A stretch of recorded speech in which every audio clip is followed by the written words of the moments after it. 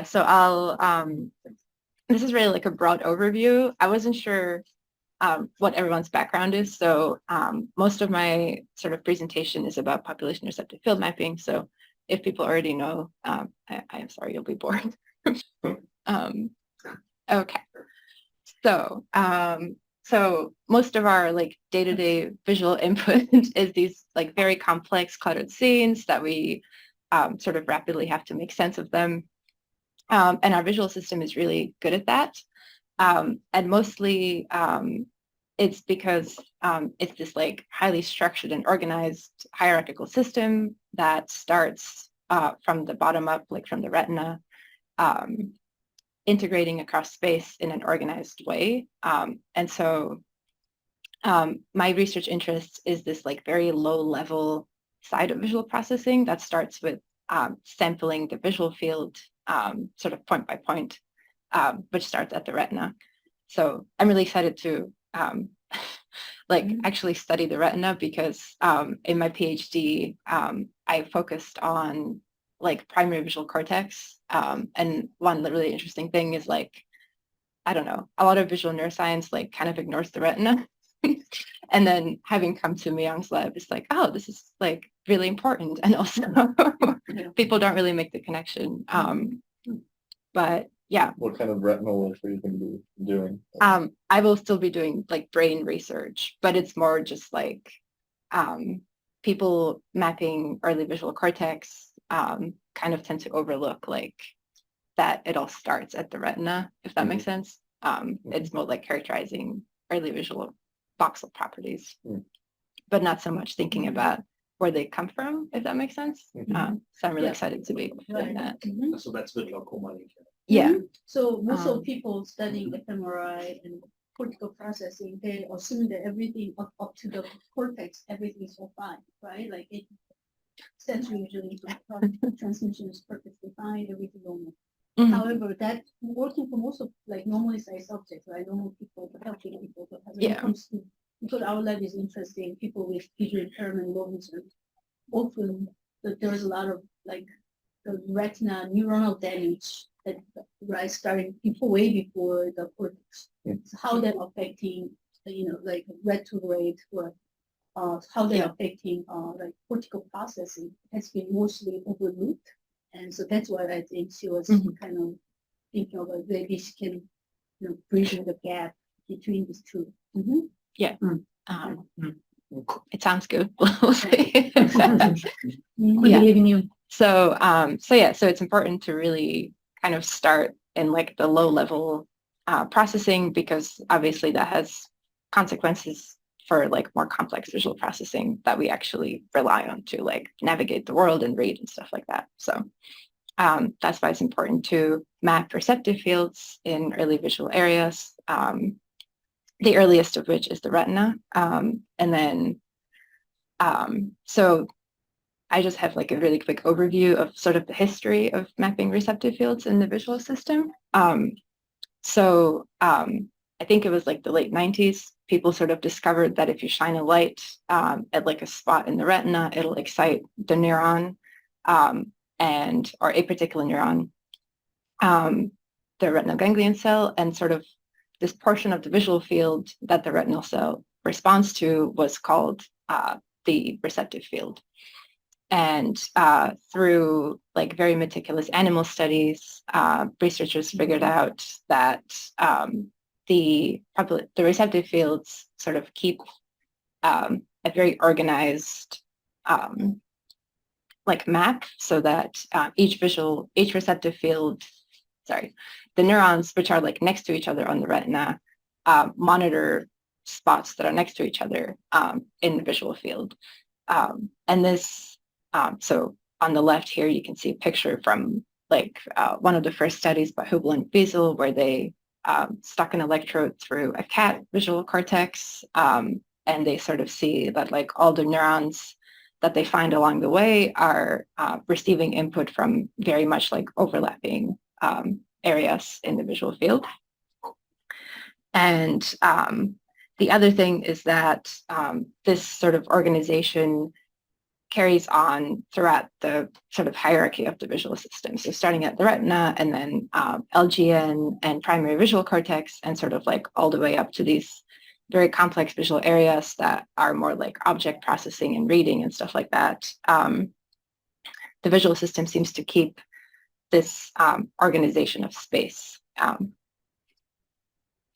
I have one question regarding. There's obviously a famous picture on the right hand side. Oh yeah, and we see, in yeah, modeling, and they say with view data, you see something like this all the time. mm-hmm. I mean, other than, I think everyone appreciates probably this is very complex, very multi-layered.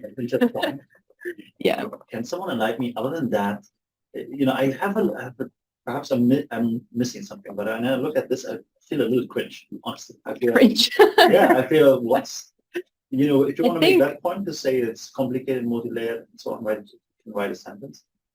Is there something I'm missing? Because I'm not sure whether someone sits in there and follows a line and sees what's each single part. So is there something additionally in this figure, or is this? No, it was just showing, hey. It was just to make the point that like, no, I mean, this is I think a modeling paper from like a monkey study where they were like, oh, hey, we can kind of almost like get all this wiring. Yeah, no, this is not the only, I see this in a few papers. Oh, I see. Types of, whatever, Yeah. connective, I don't box plot type, I don't know, box error things.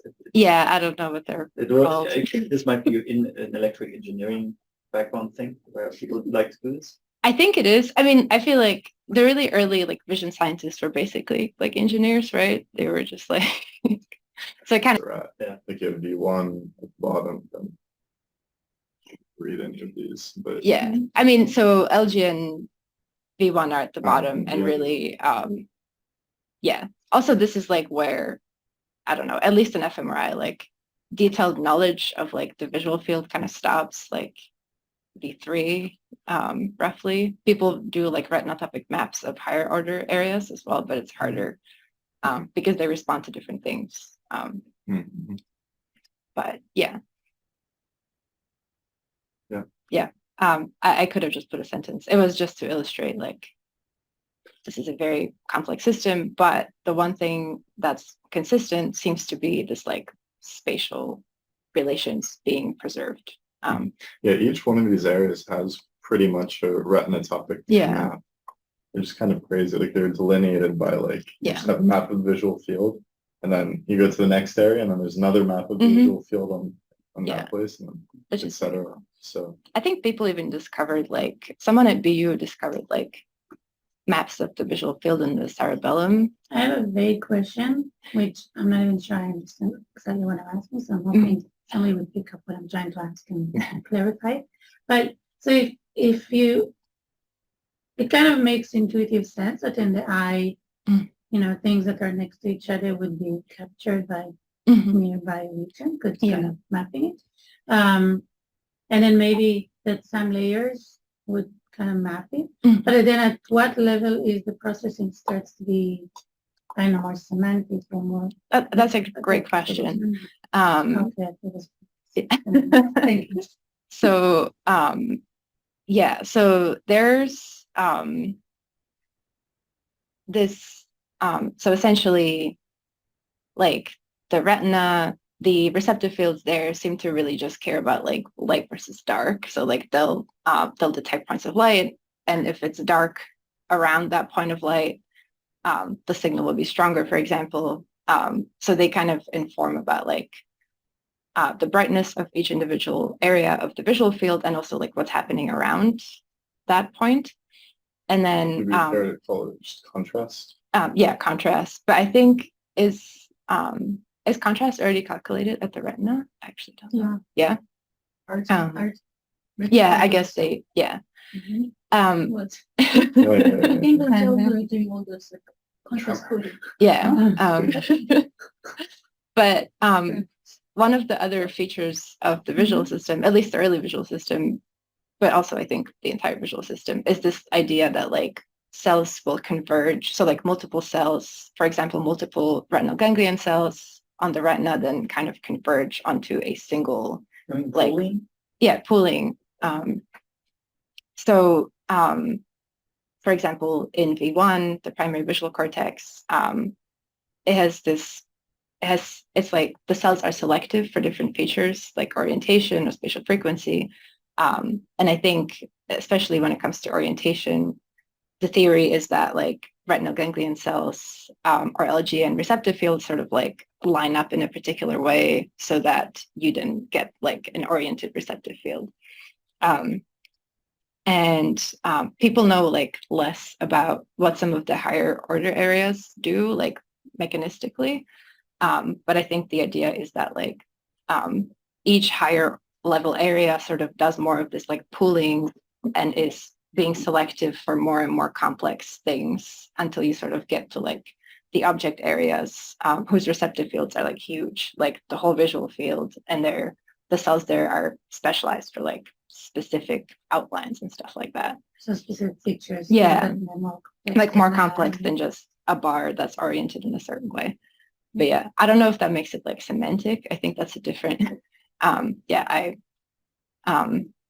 I don't really know enough about higher order like object areas and stuff like that. I know there's at some point also there's like a switch from like a retinotopic organization where the center is like the center of your visual field and like everything's kind of mapped around it, and it switches to more like an, I think, what is it called, like an egocentric, like it's about like space around you, not necessarily like, I don't know if I'm making sense, but No. This in the dorsal stream, or? I think I'm not entirely familiar, but I think there's like yeah. Yeah, I guess like if you're, I mean, you have like your motor and premotor areas that are like your visual stuff ends up going to, and like you sort of want to like merge those two different worlds, which is like your visual experience. Yeah, exactly. And then your like embodiment in the visual place Yeah, so that you can like reach to things and like orient yourself towards. Yeah. Like your proprioception connection. Mhm. Essentially, yeah. So Yeah. it makes sense that it goes like to like an egocentric. Yeah. I remember reading a case study a couple of years ago about some girl who like had a really weird disorder where like she could do some of the like the retinocentric but not the egocentric. I don't know if I'm naming it correctly. Yeah, there's some kind of like, there's a lot of transitions I think that happen. Do you remember if the cerebellum, if it's egocentric, or I mean, they're kind of I think similar a little bit. Yeah, well, the visual maps that they found were just like retinotopic maps. Right. So I think, but that doesn't mean there aren't other parts of the cerebellum that are doing some, I don't know. Yeah. Okay.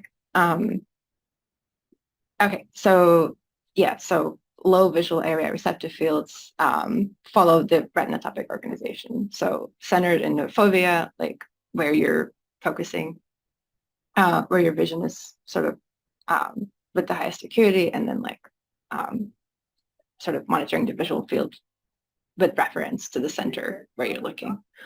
So low visual fields, when you say you refer any layer up to V1?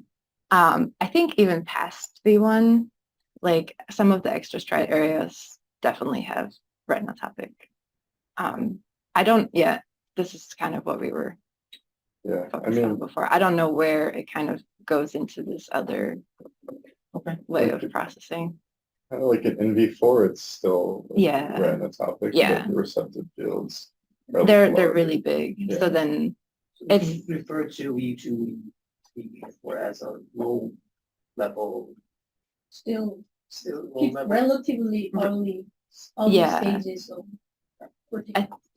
Cortical areas usually like V1, V2, V3. Yeah, I think it's kind of like it's loosely used, but however, people say like early cortical area. Yeah. V1, V2, V3. That's like the convention. It's mostly doing a lot of very simple feature extraction, including. Got it. Yeah. What is V3 again?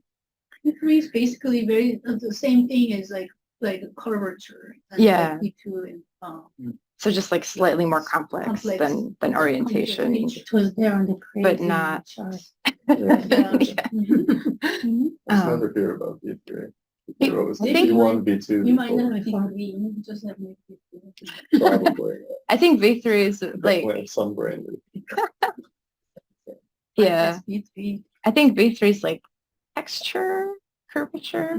Is it also color discrimination, I wonder? Yeah, I Was think it B3 as well? B4 is a V4 is color. Or Mhm. V4? Yeah. But maybe 1.5, V3, I think people don't have like a great idea of I only all the see things this that it around does. the But it does like texture, curvature, Yeah. I think.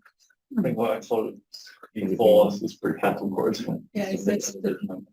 Oh, but aren't there also Like, different, there's there's like no more than one between- V4, between right? There's low like, eye. or at least in monkeys, I think people differentiate between like dorsal. Oh, yeah. I actually, I don't know. Yeah. Yeah. Yes. There's Okay. a Hilbert question here. Why brain organized retinotopic manner? Was that one of the Hilbert problems? No, I'm just creating one. I mean, that's, Just adding to the list. I was gonna try to ask anyone. which of the Hilbert problem we might be addressing here. oh, That's I wish I what we can remembered look at them all. later.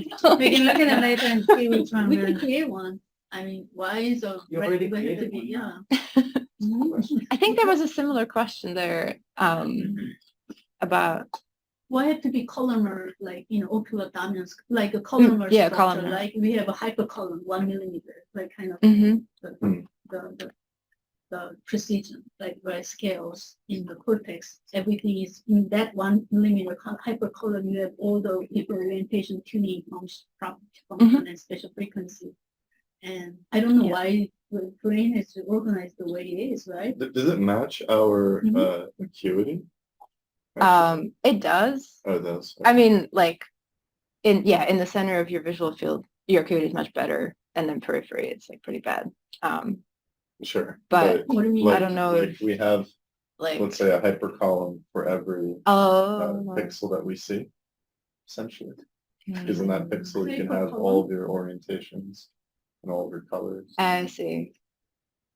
I don't quite understand what you mean. Like you have- Each pixel. You have like a retinotopic map, Mhm. and Yeah. you have a bunch of hypercolumns across it. Let's say, I don't know, whatever it is. You mean it is 2 part of No, different hypercolumn columns? is structured in the cortex. Yeah. Right. Mhm. So where you're saying like whether there's a like corresponding mapping between visual space and the cortical space. Well, there is, Mhm. but I'm wondering if like the resolution, like a hypercolumn is like the smallest amount of space that you can see, so to speak.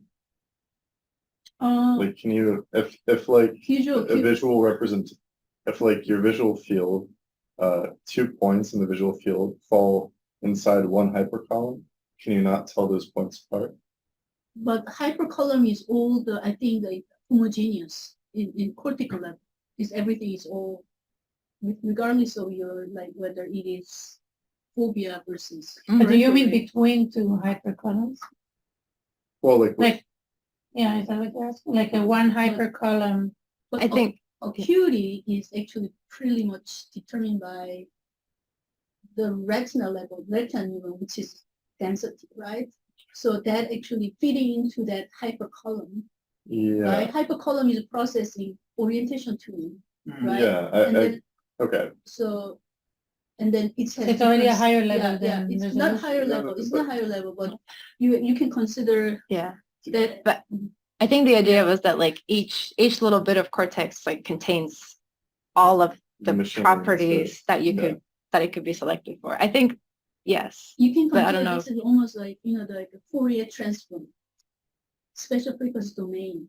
So the hypercolumn, the structure, like all those little component Mhm. unit, All your you can, bases. basically, Yeah. you can think about each frequency channels, right? Different has a tune for different orientation Mhm. in frequency domain. Yeah. So Okay. you can consider that as you're like whatever you take in special. Illustrating like the Now give it to us, pooling, give it to us.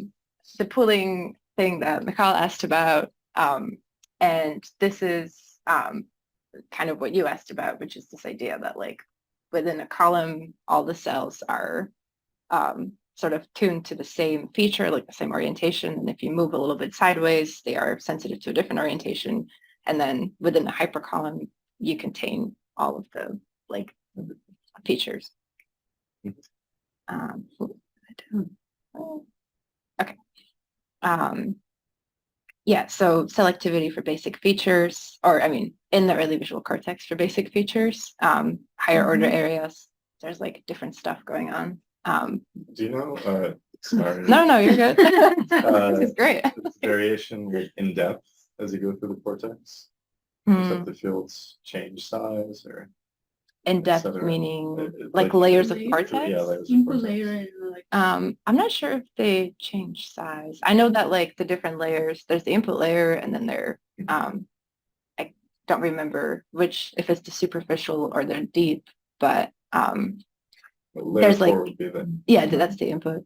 And then the in the other layers, you have like horizontal connections and like feedback connections, feedback there.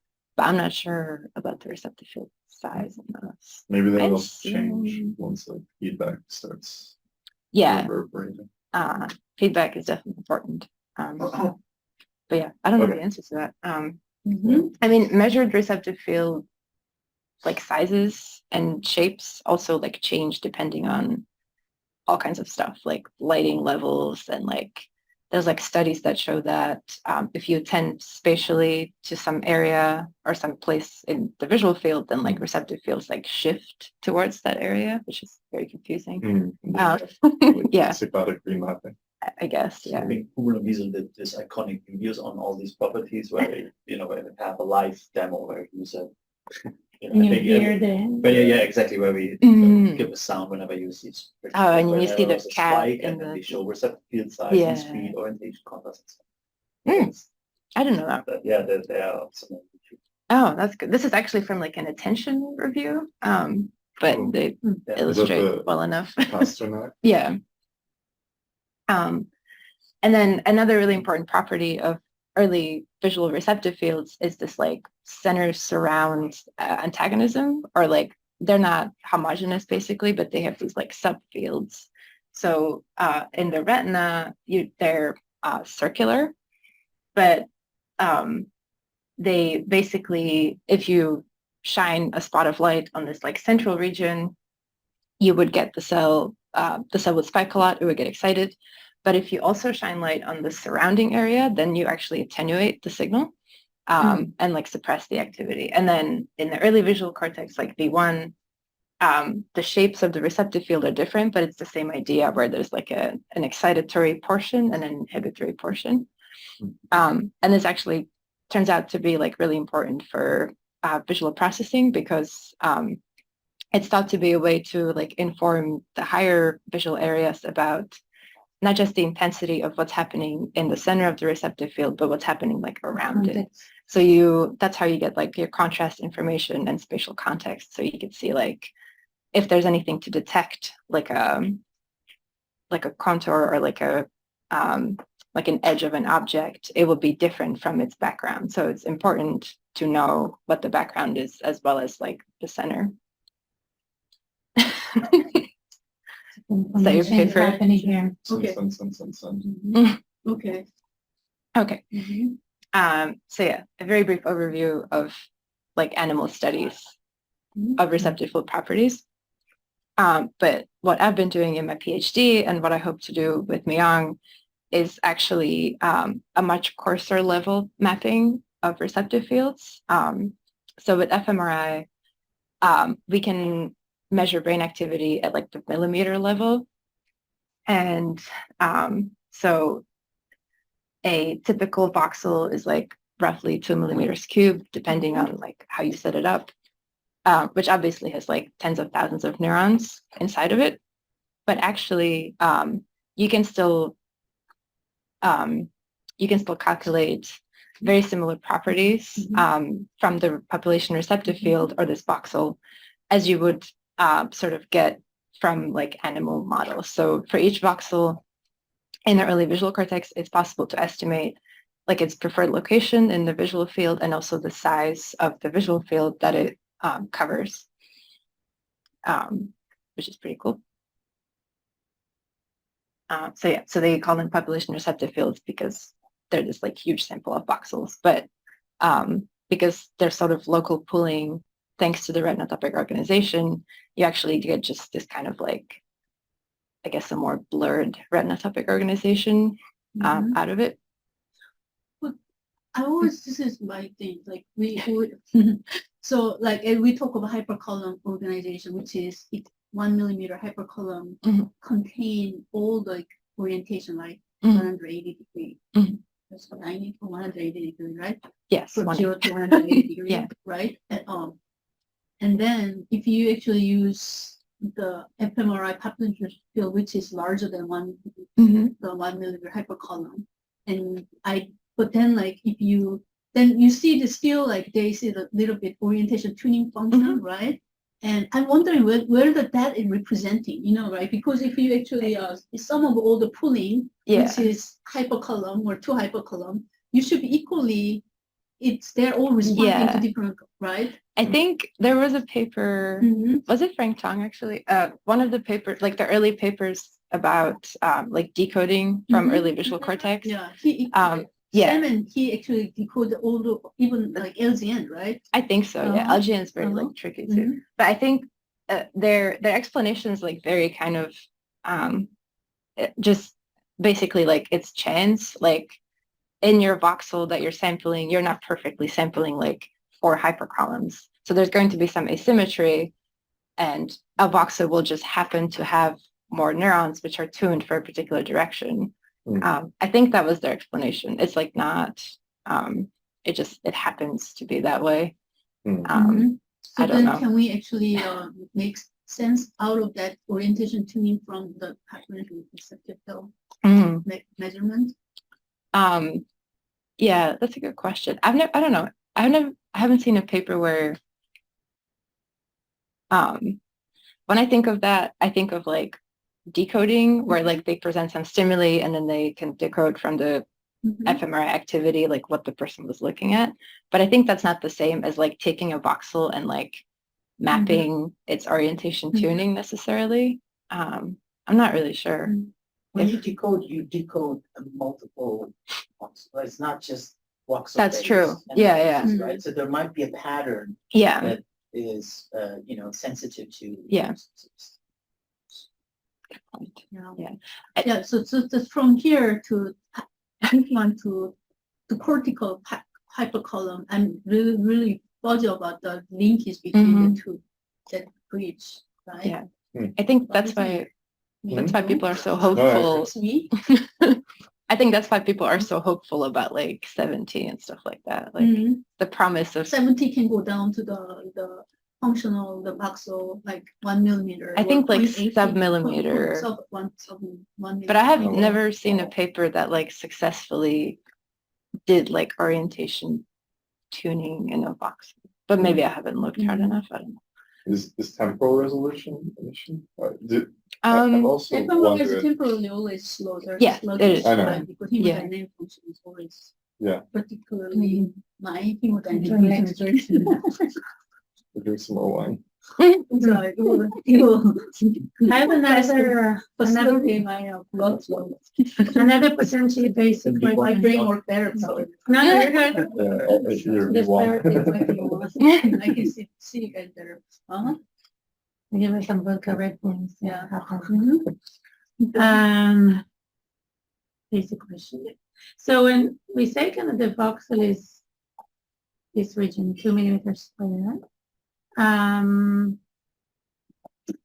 is that the limitation of the measuring, or is the measuring more smaller than it and it average across the stars, or is it why is it that size of it? It's a limitation of like what the machine can do with like there's always like a compromise when you're imaging, and it's like the faster you want to take the image of the entire brain, which happens in like slices. So it takes, I guess, I don't know, the faster you want to do that, basically, you have to kind of sacrifice the spatial resolution, because the machine can only do so much, I guess.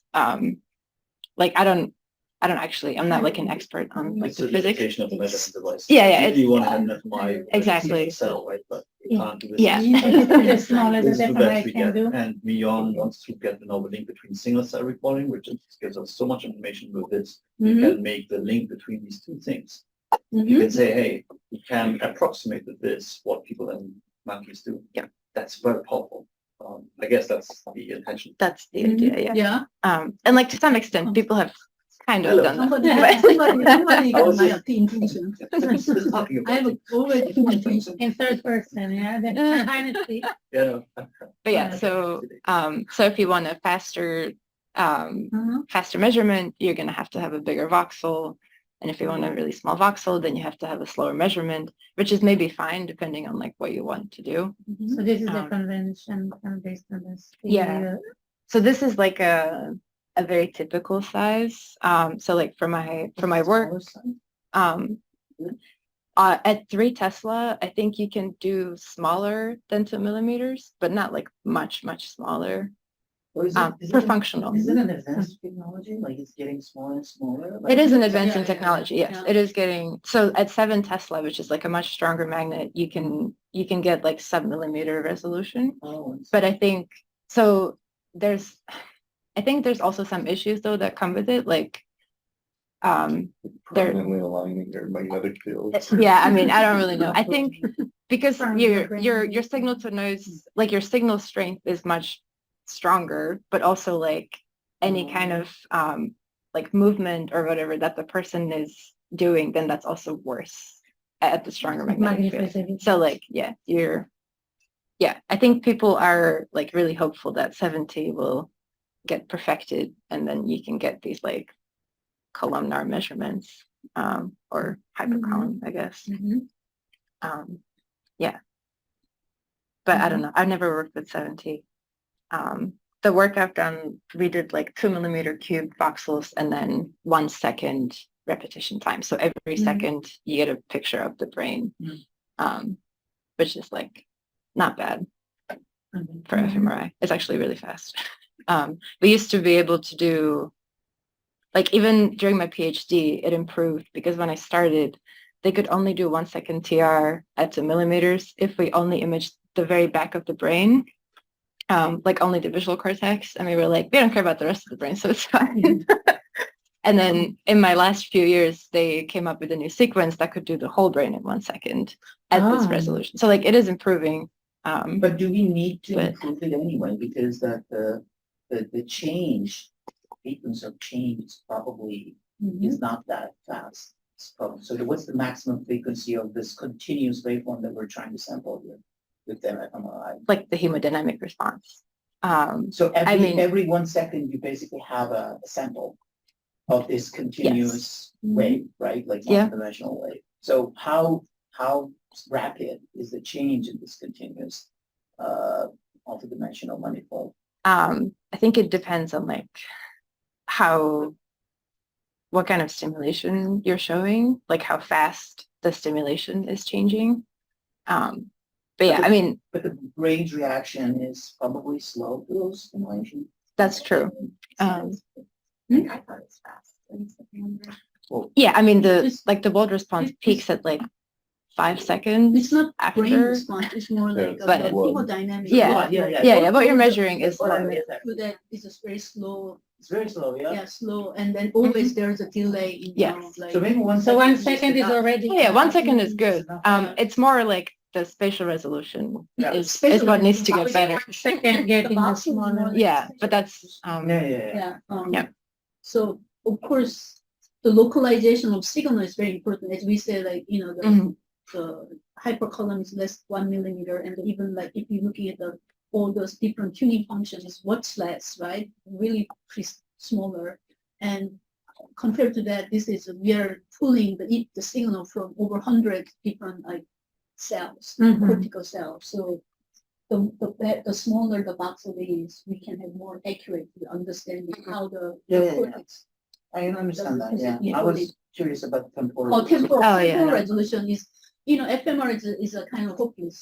Yeah. It is. That's It's why- also just less That's why important. Like, MEG? MEG is actually coupled with Mhm. MEG and fMRI is Yeah. perfect because MEG is very high High temporal temporal, yeah. resolution.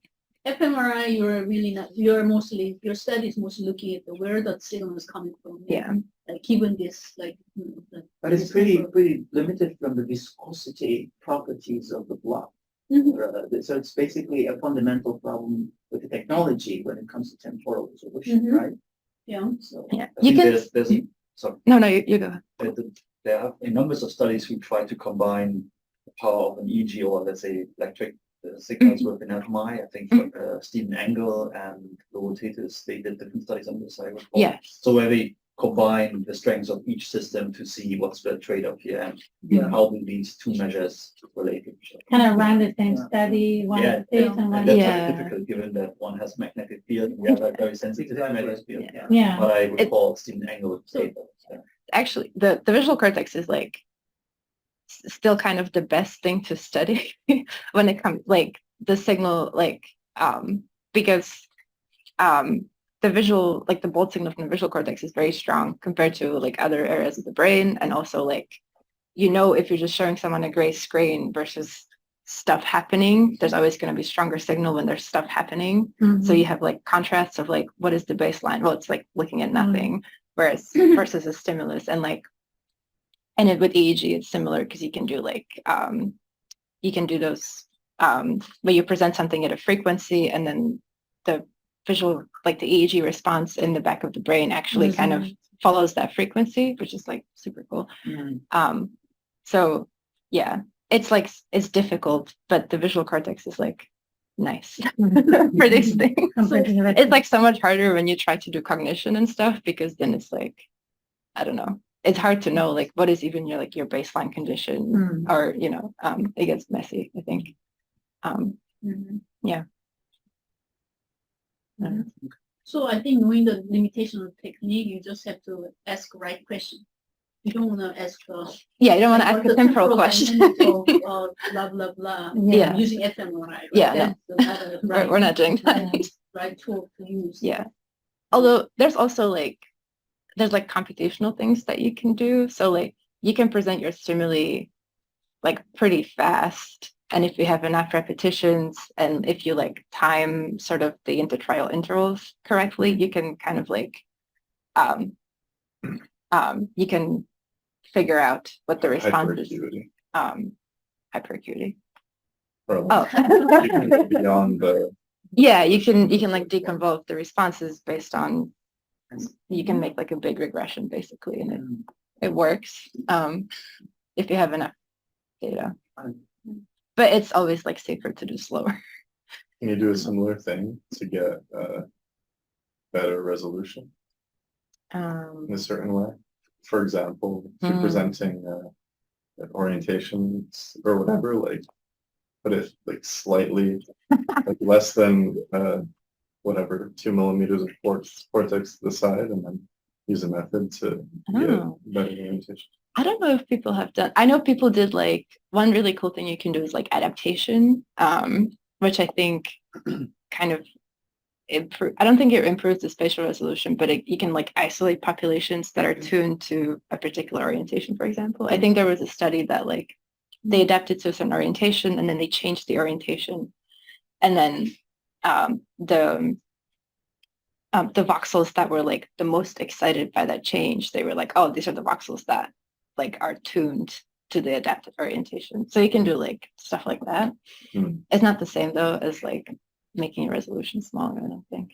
I'm just wondering, like, if there's some way to, like, by collecting like a lot more, a lot of trials to like bring that all together to try and get below 2 millimeters squared resolution for your like orientation. But I think at a certain point there's like a signal to noise ratio, I'm thinking. So like the more you try to, do a more refined measurement, you might be losing some of the information in terms of. But then you do a lot more trials to get back that information. Yeah, I think this is where the temporal resolution of fMRI becomes a problem, because like, of course we'd love to like measure like voxel selectivity for like all the orientations and all the spatial frequencies, but then like, what are you gonna like have the person in there for like a day? You can directly I'll do it. Well, you're gonna pay me $25 an hour. Yeah. No, but I don't know. You can maybe try this for like some tiny region of the space, as opposed to like doing the entire. Yeah, because people. Yeah. Was the adaptation during that interval time period, or is the adaptation prior and then you just give signal right away? Like what? Sorry. For the study I was describing, Yeah. I think they just showed one orientation for like a long time, like a minute. Okay. And then they changed. Yeah, so people adapt to that orientation. And then when you change it, then because of the change, you get more like stronger response. So like in the intervals in between, if you have them adapt to the same orientation over and over again, you could kind of minimize the, like you can So- get a signal that's more like directly correlated, and maybe you can tell if that's like more detailed. Maybe. But I think if you were trying to map orientation for activity, then you have to do that with like, you know, a lot of orientation. So that becomes a problem with like trying to map anything. This module is basically like the point length, right, of measurement for, so it's the smallest Are we scaring us? level of movement you can do with that. But that's what I'm saying, you probably do maybe a greater measurement, but you're increasing the noise Well, yeah, potential. but I was saying like, it depends on like if you're trying to get, like there's intervals where there's no stimulus presented, right? So that during that time period, if you adapt the person to Calculating the same orientation. Are you calculating the hypercolumn thing? How many hypercolumns there are in you? Oh, someone must have. Well, that's what German tend to, Was that with like increasing like multiple trials, Divided by you one. know, Yeah. to have like When you more yeah. information. I don't know how to multiple do it. trials I don't will know how to help do with it, like but noise. I But think you you have, have like like, tuning, tuning the parameters or the measurement, so basically how you're measuring things. Yeah, but machine learning, I think a lot of the power of machine learning is that it takes like all the voxel patterns, so then you lose like the spatial detail if that's what you care about. Yeah. there's like some methods like I know like we were trying to do an experiment to get really high resolution videos of eyes and eye movements, and there's a way to like a computational technique to find movements in like a video that are smaller than like the pixel values. Mm. And Oh, yeah, then no, I there's, know like, what you mean, steerable pyramids or whatever they're called. Oh, wasn't After the there a video? talk at VSS? Somebody did this. Probably. And they like magnified the movements of like bridges and stuff, and it was terrifying. If those, Yeah. yes, that was probably. I remember it's that. group. I think it's. Oh, weird. Freeman. Yeah, I Yes. don't remember the name.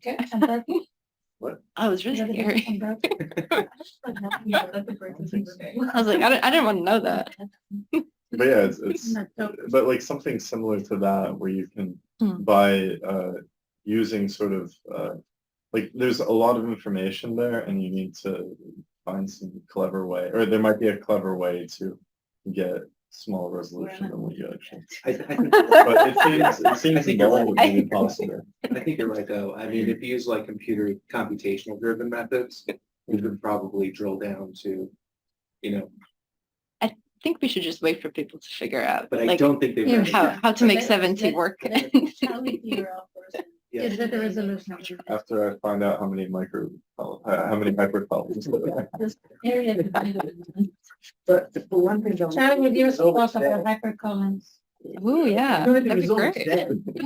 Right now, let me take some. Yeah, let's hear what Michaela actually did, because we haven't got to Move on to another one. Rely on time. All right. Okay, so. Okay. Slide number 8. 8 out of, yeah, I'll skip some stuff. What time is it? 6:45. Yeah. She might Doing beat good. Alish's rate, is what he gave his 12 minutes, VSS talk in 3 hours. 3 hours. Oh, you didn't let him first talk for 12 minutes? It was like, No, we didn't. oh He no. was going through his 10 minutes VSS talk. Told me and It took us about 3 hours to 3 get hours through to his go through. Oh no. I think we even. I don't have 3 hours. Charlie, take care of that. Okay. So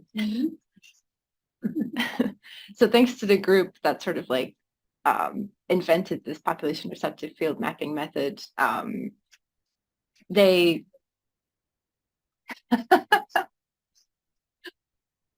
they characterized the properties like the size of the receptive field, and they find that like we can spatially localize the receptive fields or population receptive fields in early visual areas. And so yeah, when I say early visual areas, usually it's like V1, V2, V3. I think that's like that kind of the convention. And they follow the same like rules, I guess, that like retinal receptive fields or animal cortical receptive fields. So the receptive field size is very small at the fovea, and then it becomes bigger as you go out in the periphery, and this correlates with acuity. And also the receptive field size increases as a function of not just eccentricity, but also like the visual area. So higher visual areas have larger receptive fields. This is cool. So that's very cool. This is from, I think, their review, which is really nice if you want like a, yeah, like an intro. Yeah. What is HB4? Human, Yeah, because I think, it's a convention, there's a monkey. Yeah. cortex, and then human. Okay. and I don't know that, Yeah. I think they're like not exact analogs or Ah. something. Yeah, Yeah. there's like, I don't know. That's interesting. So this red green thing, is that data driven? Data driven? They look This- very, very symmetric. Yeah, I think they probably measured like a few and then they like extrapolated. Represented. Yeah, yeah. It's a But the schematic idea diagram is of that- receptive Okay. field, just showing Yeah. that how the increment. P1 is small, but start with very Yeah. small and increase that way, and the P3 much larger. Okay. Just showing the Yeah. gradual increase, not the actual measurement. Not actually. The schematic It looked diagram very of the clear. size. Mhm. Okay. Flower Wow. patterns. Yeah, it is pretty. Okay. So a super quick like run through of how this works is Mhm. basically you put someone in the scanner and then you show them, you ask them to fixate at the center of the screen, which is like here, and then stuff like, so these will be two different runs, like you wouldn't show it to them at the same time. But you have these bars that sweep across the visual field, and then you have like rotating wedges, and then there's also rings that contract and expand. And so while we measure the brain activity, we also then record the position of each stimulus at any particular time, and then also the stimuli have different sizes at different times. So from that, you can kind of calculate for each voxel which position in space, like in the visual field, and which size sort of like produces the most activation in that voxel. And then you take that as its like preferred population receptive field location and size. Is it just Um, information, or is there some logic to the information that's present? That's Oh, present in each. so this is, people sometimes do it. You can also, this pattern, you can like fill it with different stimuli. So probably more conventional would be like a flickering checkerboard. This group, they did these like pink noise with like stuff overlaid on top, because you can use their stimuli also for mapping like higher order areas, if you dare, I guess. Like, because there's faces and objects. Yeah. So if you wanted to map like face and object selective areas with these stimuli, you could. But also you can map like V1 with it. Honestly, like anything that's like flickery and has contrast will really excite early visual areas. So it doesn't really matter what you put there. The idea is that you actually take advantage of retinotopic mapping of the visual cortical organization, right? Mhm. So everything close, the first one actually Yes. sweeping through your visual field, Yeah. right? Up, down, Yeah. left to right, because Mhm. our visual cortical area is organized, those like the quadratic, the visual field, upper visual field, lower visual field, left lower visual field. If you were looking at V1, V2, V3, it has a work that you can map into which visual field, right? Okay. The Mm-hmm. horizontal and then the vertical meridian. And then the second one is the eccentricity. Like it's starting very small eccentricity and then expanding the stimuli, right? So because it's a V1 is organized in eccentric by the eccentricity, right? Fovea to periphery. Mhm. So it's stimulating different part of eccentricity, second one. Mhm. And the first one is Yeah. stimulating different part of the visual field. And this makes sense. So by using this, by sweeping through, then you can actually record which part of the visual cortical area responding to when, Yeah. where the stimulus is occurring at what point. Yeah, I was wondering if there's a meaning also to what's inside that. So Yeah, why is it I like think such a cluster Yeah. of things and not just like a colorful Yeah. something? Yeah. Just Did I- like- did I It could answer? be anything, Yeah. anything stimulating Yeah. the visual system. Yeah. So Yeah, just the Yeah, flickering yeah, yeah. stimuli. Yeah, so this comes from like a toolbox that you can, it's like an off the shelf. You can download it and use it. And that's what I've used in my PhD to like map visual areas. And they did these stimuli for people that also want to try to map like higher order visual areas. So they added on top. So they added of like the objects and faces, but you don't have to have like those. checkerboard, You can do right? checkerboard, usually checkerboard, like as long as it like flickers Okay, in it some needs to be to activated. keep activating. Yeah. So yeah, these are kind of fun though. When people see them for the first time, they like freak out. What is that? Yeah. Trying to make logic in that. Yeah, no, there isn't. So yeah. So then there's like a fancy computation where basically you can estimate, I mean, this is a toolbox, so it will just kind of do it for you. But it takes the position of the stimulus at any point and it kind of makes it into like a binary mask. And it kind of starts with like a guess of what the population receptive field is, like where it is. So you estimate 3 values, like the X and Y position on the screen, and then the sigma, it's like a 2D Gaussian, so like the size or the extent of it. And then you kind of overlay with the stimulus, and then you convolve with the like slow fold response. And then that way you can kind of calculate like a predicted fMRI response, which you then compare with the real fMRI response. And then you adjust the parameters, the location and size, and kind of keep going until you have like a good match between the, yeah. So it's like, yeah, it takes a long time, basically. It tries like all these models until it gets like the one that it has the minimum error between the measured and the predicted. That's a good question. But like when you're like this is like if I drink wine, will that affect the weight? It'll probably affect like how good you are at not moving your eyes. Also, it changes the hemodynamic function. It might, yeah, So that's true. they It changes your kinetic Blood pressure? your like kinetic- vasculature kinetic- changes, not I kinetic, think, when you canonic. drink. What is the typical? Oh, canonical. Canonical. Yeah, it might change. Yeah, it might change this. Some people actually use individual hemodynamic Yes, response from you can do be that. more accurate. So if To that get is to your case, person. that is Yeah. case, then if you drink before Gotta do, without yeah. drink, it will different. Your hemodynamic function is very different. Like your alcohol blood flow faster. I Slow, think, whatever. yeah.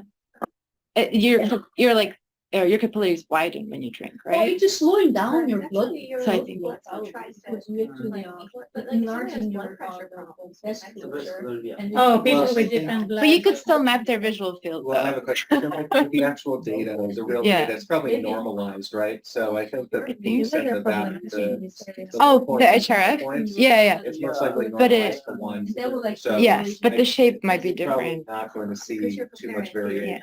Yeah, so the only thing that would really meaningfully change is like the time to peak. So if this is slower or faster, then it might change like when these peak, if that makes sense.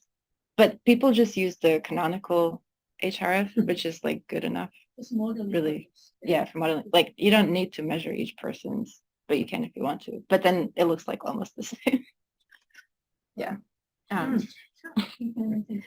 Yeah, it's a model approximation. Yeah. So it's not really presenting your own individual like spots. So usually people convert these. So like instead of X and Y coordinates, what you would do is actually like polar angle and eccentricity. So polar angle meaning like where, yeah, exactly. And then eccentricity is just like how far from the center. Because you kind of want to convert it into like something like a screen measurement. I don't know if that makes sense. Like you want to, for each voxel, you want to know where on your screen it prefers, like what's its preferred location and size. So It's people not the do. same as X1? I mean, It kind of is, yeah. I think You can think about It's this just- 2D Gaussian, Yeah. right? 2D Gaussian function model by 2D Gaussian at different locations. So 2D Gaussian has parameter as position, right, location, and then also like Size, the standard deviation, right? Mhm. So that so that actually determines that parameter, the shape of the response, the models, right? Yeah. Okay. So basically this gives you, for each of the voxels that you've measured, a preferred location in terms of like where in the visual field and how far from the center and the size.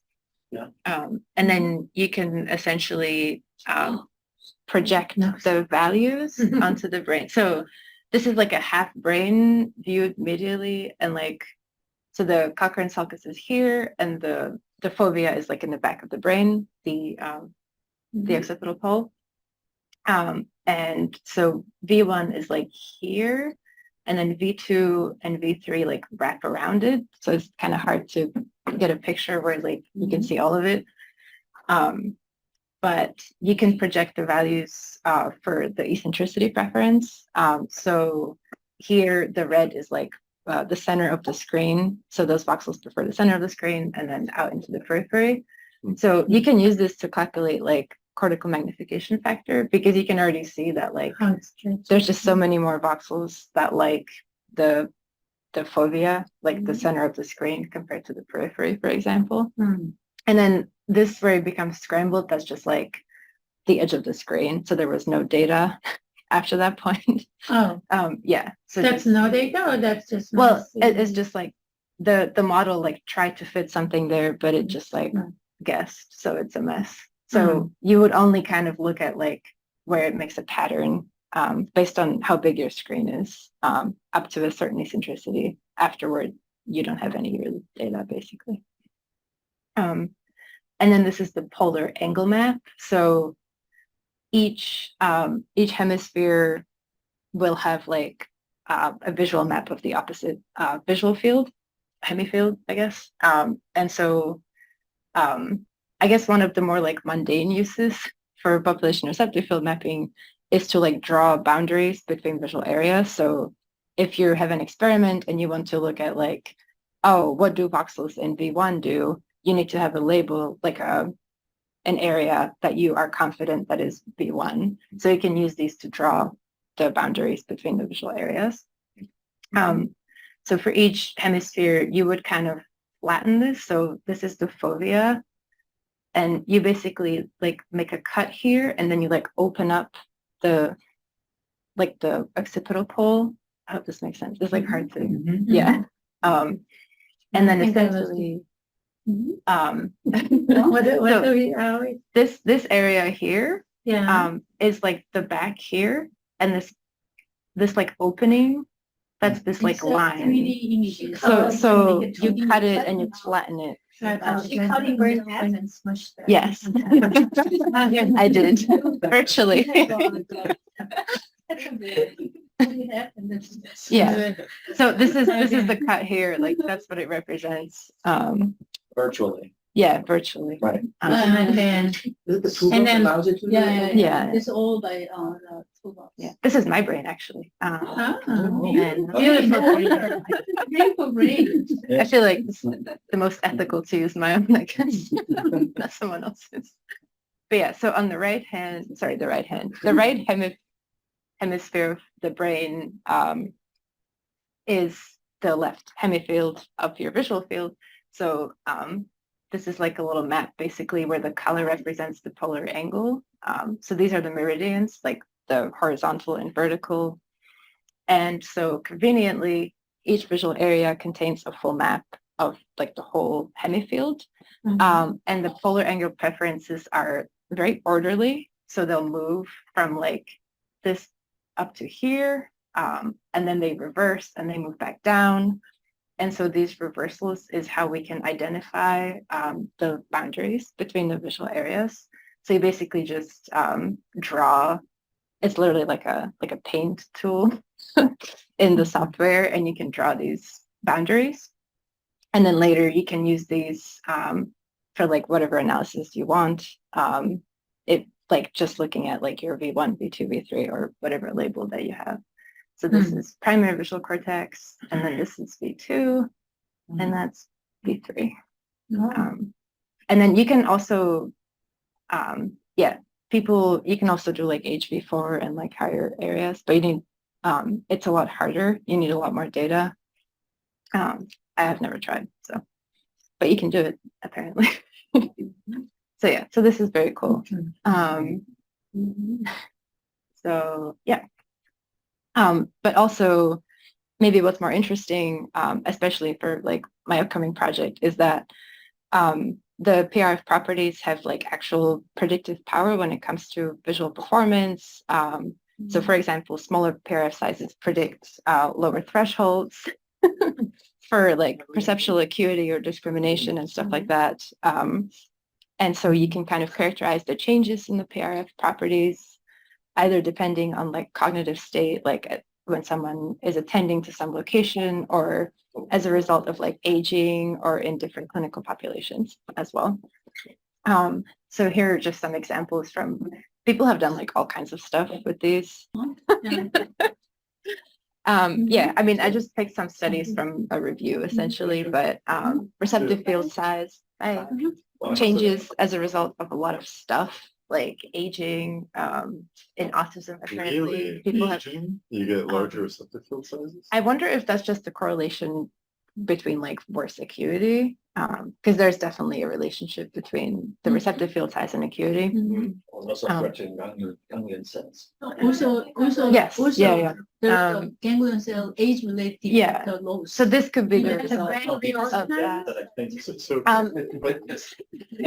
is this, We have so many questions. And you can, I mean, you can kind of see it here too in like, yeah, PRF sizes are always bigger, like with higher eccentricity, but then they also increase like more rapidly with higher eccentricity in aging. And then this autism one is interesting, where they kind of, I think in that study, they interpreted it to mean like potentially there's like cortical hyperexcitability, where like nearby cells still respond to like an area that they shouldn't have. I don't really know. I think it was more like speculating, but yeah. That's data. Yeah, that's their data. Right. So it's anterograde degeneration, right? Okay. And I might skip age-related skip the next part and just go to the glaucoma stuff. do you want to like summarize it? A few seconds per slide. Yeah, so essentially, the next part, I wanted to go back. Surround suppression. Honestly, this is the only thing you need to know. So surround suppression is also really important, obviously, for visual perception, and the idea is that it's really important for like detecting objects. In particular, it detects discontinuities. So like if you have stimulation in the center as well as the surround of the receptive field, it's going to modulate the strength of the neural responses. So and then in the retina, that would be like light in the center versus light in both the center and the surround. And then in the visual cortex, it gets a little more complicated because it's like orientation or spatial frequency. So like people often study this with like really simple stimuli like gratings. So you would do like a central grating of some orientation, and then a surround grating that could be like either the same or different. And if it's the same, then the suppression is stronger. And if it's different, then the suppression is weaker. And the idea is that this kind of translates into like subjective salience. So like an outline of an object will kind of pop out more from an image because the stuff around the outline is different compared to like the inside of an object where it's all the same. So this is pretty much edge detection, UV segmentation. You can think about lateral inhibition. Yeah. Cortical level. Yes, basically, yeah. So lateral inhibition in the retina, and then in the cortex, it's like surround suppression, and it's kind of, there's also like different types of surround suppression, so it gets a little, but it's modulated, people think it's modulated through like horizontal connections, which connect preferentially to like the same orientation preference, like columns, which maybe is why like the same orientation suppresses more strongly. But there's also like feedback connections because there's more like high level theories where the surround creates like a context, so it creates kind of a prediction, and if you diverge from that prediction, then the signal is going to be stronger. So connecting to the same orientation, preference columns, I like had this question. Yeah. Like, is it biased in like the direction that the orientation is going in? Do you know what I mean? Like, Not really. it's you know. Sorry. Okay. If Was that I- together the rhetoric questions? Okay, so like if I had. I think you should write equation. Yeah. Like if you have okay, let's say you have Medical form. Then you can listen. hypercolumns, okay? Right. So you have a few of them right here. But they, We can see what you're doing, Charlie. Circles, hypercolumns. And in each one of them you have like little columns. Let's say this one likes this direction. okay. Okay. And then this one here likes, for example, this direction. Okay. Then I would sort of expect that like if you're trying to detect like lines that like continue, then you might expect like over here you have like this direction, over here you have this direction. Yep. So I would expect, and then here, just for an illustration, you have this like this. So I would expect that although these two have the same orientation, you would expect less of a connection between these two and more of a connection between these two. Oh, It sort of fills out collinearity. the whole Yeah. block. I actually don't know the answer to that. So behaviorally, there is collinear facilitation. So if you have like very faint lines and they could be on like the same kind of contour, Right. they will be enhanced perceptually. But I don't know the literature well enough to know if people like have actually studied the preferential connections or not. But behaviorally, that's a thing that happens for sure. Right, you have like continuity. Continuity and stuff. If you're Yeah. concerned about this, you could correct for if orientation is what you are interested in. You use a surround, which is a bandpass with a noise, and Yeah, use the same exactly. spatial frequency content as a space, a gabble or something. Yeah. So that you could control for a compounder. What Yes. you described. Yeah, you could do that. So what I'm actually interested in, because this very relates to obviously we all this is sensor observation, right? That's a peers and so on. Obviously, there's a connection to crowding. I see that. So where you have or clutter, as it's called here.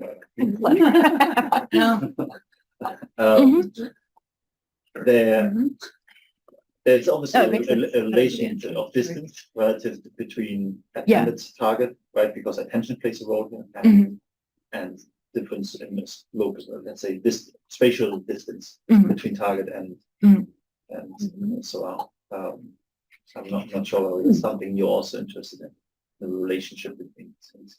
Like the physical distance and the so sort of featured distance. Yeah, so okay. Again, all these is somewhat interrelated, right? If I have a target and I have a surround, which is of distant distances relative to the target, that has an effect on that sort of center surround effect.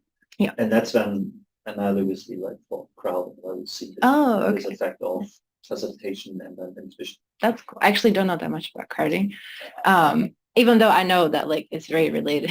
But for center surround suppression, there is definitely the distance between the center and the surround really matters, and so does like the difference in feature. So I assume, I don't know if I think isn't there. Yeah, I wish I knew more. I don't want to like say something dumb, but like I think some people think they are the same thing, and some people think that they're not really the same thing, like crowding and surround suppression. And it's been made very clear but that surround I don't know. suppression is not the crowding. Okay.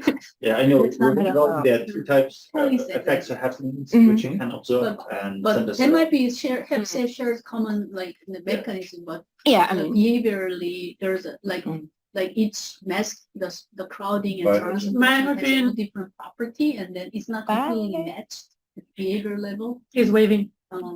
So we still don't know how the surrounds of. I know this is basically overall general letter inhibition, like the gain control Mhm. using this divisive, Mhm. the Yep. devices, what are the divisive normalization? Yep. However, the exact mechanism underlying Sara suppression, whether the same as the mechanism underlying crowding, is not really well clarified, Mhm. and still not.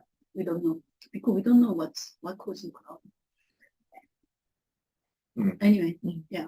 Mhm.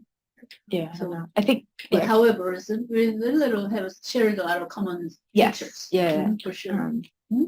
I really want an answer to this. This is something that's I don't. Yeah. bothering me for a little bit. Mhm. Yeah. You should just look into like linear facilitation Mhm. because there's a lot of stuff about it. Okay, we can. Yeah. we can- Okay. go over So. Yeah. Charlie only allows to live. So yeah. So we can. Mhm. Essentially, this was all to say that we can measure these like kind of fine-grained Yeah. properties of visual responses, and and that they're relevant to clinical applications or like other things that might change your perceptual like abilities or visual cortical responses. So This is fun. it is pretty strong, yeah. So in the first study that I'm hoping to do with Myung, we're going to focus on glaucoma, which is this progressive loss of retinal ganglion cells that usually starts like in the periphery. And a very scary statistic that I found when I was like doing research for this is that apparently 50% of people that have glaucoma are unaware that they have it, which is very scary. So it's late detection of. Yeah, because it starts in the periphery, and I think it's just harder to notice that you're losing your peripheral vision because It's related to our Herbert problem. Yes. The filling in process. Because the brain is filling in Mhm. whatever stuff like Mhm. missing information, so that Yeah. that explains. Alright. But they actually checked the. Okay, so let's. let's This is the last slide, guys. Let's have. Sorry, you guys. Let's have the Michaela finish. So you can see on the nerve. And then you like can the all- measurements. Yeah. We're talking here sense. Yeah, no, I think it's important how to diagnose and how, what's this, thing. Yeah. It smells like Christmas. Oh no, the tangerines. Do you want They're to like, say? yeah, No, This is Tribe brought it from. they're drinking Turkey. cologne. oh, wasn't smelling. What? They're drinking cologne there. I will like smell it. So it. you have increased intraocular pressure. Yeah. which may- Oh. Don't drink. From his village. Increase it, so you may have a flat one. Or from his wife's village. It's a little headachy for me. Oh, headache. And you can Yeah. see your eye in the nerve. I'm like sensitive. Very nice. All the wires, Yeah. ganglion cells, Supplies of this, Kind of will help. So if you feel a lot of pressure in there, then more. I think let's finish the talk first. So the retina is clear, but the ganglion cell, the axons all feed into this, what appears to be a donut in there. Oh, I have a That's picture of it. the, Here. Yeah. So like, This guy. So when you look at it and you want to detect. Oh, I'm so sorry. When you want to detect glaucoma, what would you look for? so like when you look here, like you can see, oh, here, normal retina, perfect. Yeah. So you have like a clear retina, and then the axons are all feeding into the optic nerve head here, and that's Yeah. the cable. That's the top of Yeah, the signal nerve. that goes to the Mhm. brain. Yeah. Right? So then, But these are blood vessels, right?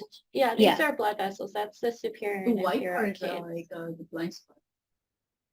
Yeah, the white part is basically Yeah. the myelinated The nerve. parts of the axons of the ganglion cells. The ganglion Axons, cells are. Oh yeah, so Exactly. that's optic. So like it's not myelinated inside of the optic nerve, but because I forget what it's called, there's like birefringence. You can actually see the myelination through the nerve head. So even though this is Oh. clear, you can actually see the white part because of the birefringent property. So like the actual axons, they all feed in here. And then depending, these are all different bundles. You can look this up online, but they have different densities. And then this like donut shape, when you look on like a stereo view, you can actually see the depth of it. So it looks like it's an elevated donut and then it goes down. And then that area in the center is called the cup. And so in glaucoma, you can see that it's a very large cup And over time, it gets larger and larger over time. And that's one of the things that we look for when we're examining people's eyes. Cup disc ratio. Oh, cool. No. So you need to be listening what's happening when they. I learned so much from Tracy. All right. So here's an illustration. I feel like I should have put this up earlier, but this is the idea behind like the spatial pooling, and it's illustrating like how many retinal ganglion cells you need to detect something in a healthy eye, and then in glaucoma over the same like area now we have fewer. So one of the theories is that in order to compensate, you're going to have to increase the area over which you're pooling your retinal ganglion cells, which then in like the PRF mapping stage will manifest as a larger population receptive field. So yeah, so one of the other like really interesting things about glaucoma is that, and I learned this recently because I didn't know anything about the retina before I started this postdoc. So people also like, despite this kind of typical progression that starts in the periphery, people also have problems with like foveal, like central vision tasks sometimes, like reading, driving, stuff like that. And those seem to be worse when People you with glaucoma? yeah. And those seem to be worse when you measure them at low lighting. So what we call mesopic lighting conditions, which is not like totally dark, but you're relying on both your rods and your cones at those, so very low light level, but you can still see. And there's also like some animal studies, and I think maybe some human studies that kind of show that the surround suppression property, the lateral inhibition, kind of is weakened in low lighting levels. So like in scotopic conditions, which is like totally dark, the sort of antagonistic surround in the retinal ganglion cells just kind of like disappears in some of the cells. And because if we think of surround suppression as the thing that supports like detecting edges and contours and stuff like that, then it would make sense that like if we don't have surround suppression, then we lose acuity and like sensitivity. So what we're planning to do is sort of try to measure all the ways in which we can like understand the cortical consequences of reduced sampling from the retina. So is the population receptive field larger in glaucoma? And if we show people like a center surround stimulus and compare like center surround versus center only, we can measure, taking the difference, we measure like suppression strength. And we're interested in if that's weaker in glaucoma patients, and if it's even weaker when we measure in mesopic conditions compared to like good lighting conditions. Yeah. Can I drop a fun fact? So like in like scotopic conditions where you can barely like make out like, the lowest level that you can see, each photoreceptor is getting like on average 1 photon every like 80 minutes. Oh, wow. That is so cool. Yeah. And you can still see something? And you could, that's like the limit. That's wild. So I would say like when it's very dark and you can sort of make out objects and everything, it's even if you like go 2 orders of magnitude down, you're still getting like 1 every like minute or something. That is so cool. So it's ridiculous. That is ridiculous. So we're gonna have more light than that. But that's crazy. Scotopic, we're going to Mesopic, yeah. And imagine, so because of this, like imagine like your brain actually try to as she said, like when it's under dim light condition, trying to make sense of patterns, right? So like, the smart thing to do is just try to pulling more light as much as possible, right? Under dim, because it's darker. When it's the photopic condition, bright daytime, and you don't really have to like expand it because like you already have opening the lots of shutter. exactly. You can consider like receptive field is the changing according to your needs. The same as attentional modulation. This is very low level, like sensory kind of bottom up kind of modulation by the need to incorporate more light. You know, like a camera, right? When But do we have that low light flexibility? condition, Do we have that flexibility of connection? Because if the way our ganglion cells are connected to our voxel areas in the brain, if you just change the light, you don't have the flexibility to now connect different ganglion cells, more of the ganglion cells to that area, no? But those Am I are understanding? changing, like you can actually pull out. It's not like you're changing like circuitry changing. You can actually expanding more, pulling more, because it's like the same as how attention modulate receptive pill sites, right? Oh, you don't know? So It does. you mentioned earlier. Yeah. So like even LGN, if you pay attention to a particular thing, receptive pills, the shape and the size changing. It's not because you're changing like low level, like bottom up, like circuitry changing. And it's more like you changing the pulling, the weight, for. So the potential is already there. We're Yeah. not using all the Potential connections. there. Yeah, the connection's already there. But the receptive fields get a sharper with attention typically. I think it really, attention is like it really depends like what kind of attention, like, so spatial attention, I think they do get smaller and they kind of move towards, and then future-based attention, they're like space invariant, which is so weird. Yeah. Yeah. So they do all kinds of stuff. So they change a lot, which means, I guess that must mean that the circuitry is already there, but we're not always using it. Yeah, well, it's not always as flexible, I guess. If it doesn't need to be, like in normal lighting conditions, if you have like no reason to change the pooling or change like the sharpness, then I guess it's not changing. But if you are doing something like behaviorally where it's necessary, it's not like you're connecting one neuron to the other. It's more like everything is connected to each other, but the weight difference, right? Weight, synaptic weight, right? So you actually you can just like instantly changing the weight to the different synaptic connection, right? Before you actually weight is the weight for that synaptic connection is very low, but now because of depending on your cognitive or sensory load, the demand, you actually increase that weight for that connection. So so that's what you're saying. So the connections are there. When and then you the just changing the conditions which is you're changing the software, right? Like you're changing the the demands, I guess. Mhm. Yeah. So Also, Yeah.